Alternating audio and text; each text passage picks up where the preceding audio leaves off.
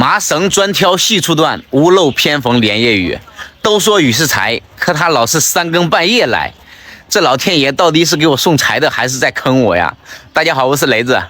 我们现在的位置是福建省的闽清县呐。本来想着说，昨天晚上找这个露营地挺好的，有水有电有厕所，想着刚好休息一晚，顺便就充电。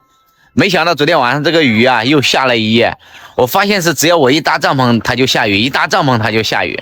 本来我这个帐篷用的时间就挺久了呀，到处都有一点漏水。看看这一晚上又下了一夜，我这个被子全部都打湿完了。妈呀，咋弄吧？今天晚上又得暖被窝了。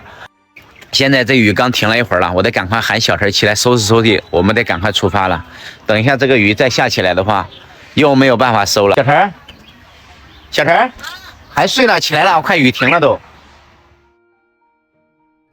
快起来了！我的帐篷被子都全部打湿完了，我今天晚上咋睡啊？那我们能拿风吹吹一下吗？吹不干，湿透了，它不是一点点。那我们就往这边走，然后找一个不下雨的地方放一下。对，我也是这样想的，赶快收拾一下吧，趁这会儿不下，我们赶快收拾收拾，往前面走，找到合适的地方，要不然我们就多待2天，把这些被子啥的晒晒，不然的话我今天晚上咋睡啊？要不然今天晚上我给你挤被窝了啊！你不用恨我，跟你讲，你找不到合适的东西，今天晚上我给你挤在一个被窝里。我马上起来，行不行？不行，那差点把我带偏了。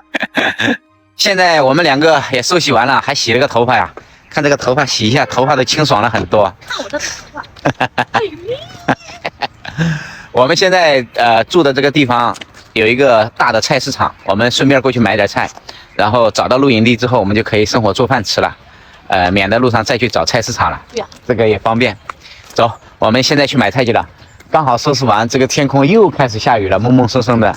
妈呀，我就奇怪了，不是预报的没有雨吗？怎么又开始下雨了呢？不知道。好吧，朋友们，这期就跟大家分享到这儿吧。朋友们，再见，拜拜。